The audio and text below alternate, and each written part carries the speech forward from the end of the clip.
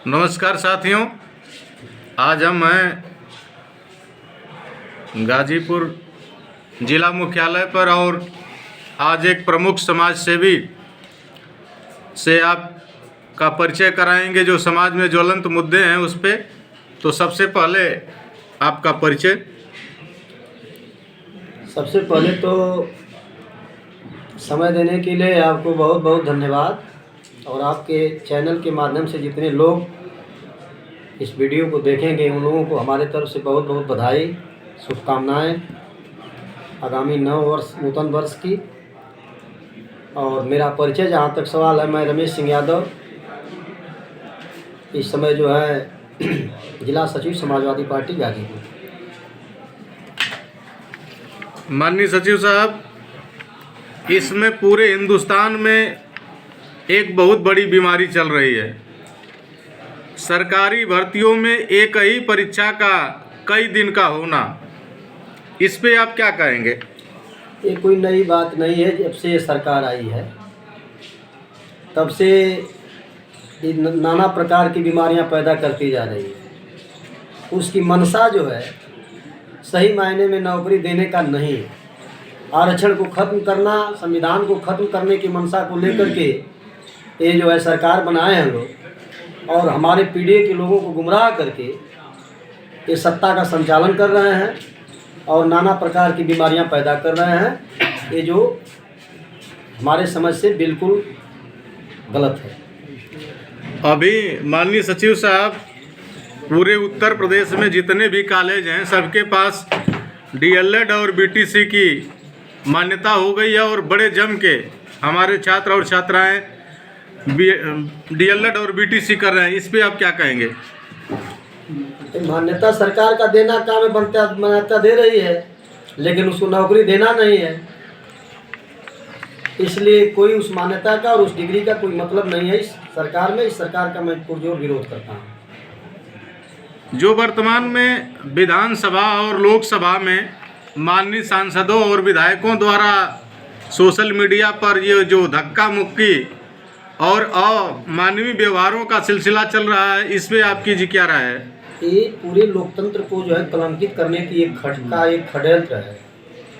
ये वर्तमान सरकार का ये सुनियोजित चाल है जो ये ध्यान भटकाने के लिए ऐसा इन्होंने किया। अभी हाल ही में आप सुने होंगे कि देश के महान विभूति संविधान के रचयिता बाबा साहब भीमराव अंबेडकर को इन्होंने कहा था, अपमानित किया था पूरी लोकसभा में, पूरी संसद भवन में ही नहीं पूरे देश को ये अपमानित किए थे। लाखों करोड़ों लोगों का दिल आहत हुआ था इनके कहने से, इनके बयान से। तो उस बयान के माध्यम से जो लोग आहत हुए थे उसका ध्यान भटकाने के लिए एक षड्यंत्र रच करके ये नहीं चाहते थे कि जो है विपक्ष के लोग इसको मुद्दा बना सकें, और इसलिए एक सुनियोजित चाल के तहत ऐसा इन्होंने कराया। अंत में एक सवाल हम और आपसे करेंगे माननीय सचिव महोदय, ये पीडीए क्या है? पीडीए जो है ये शोषित, वंचित, दबे कुचले समाज। इसी पीडीए के माध्यम से हम भारतीय जनता पार्टी को जो जिन्होंने नारा दिया था कि हम 400 पार करेंगे, इसी पीडीए का बहुत बड़ी शक्ति रही कि इसको 240 पर रोकने का काम हम किए। आखिर माननीय सचिव साहब, ये पीडीए है क्या?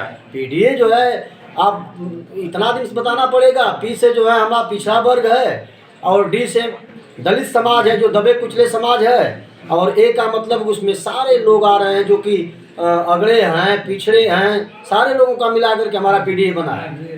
आधी आबादी है, महिला समाज है, आदिवासी है, सब लोग इसमें आते हैं।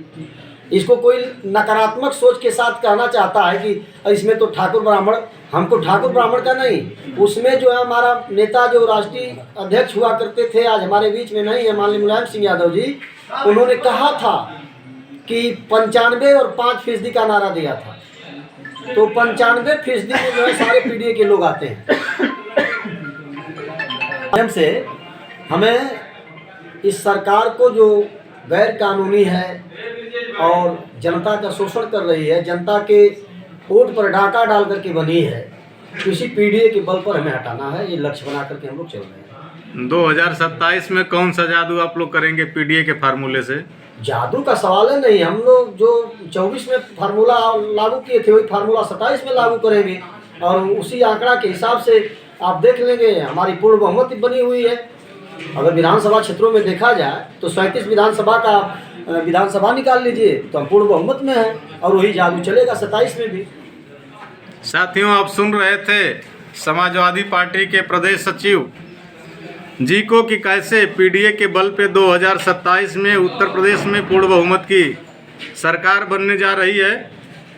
और आप लोगों को माननीय सचिव साहब की बात कितनी अच्छी लगी और आप अपनी राय जरिए कमेंट दें। धन्यवाद।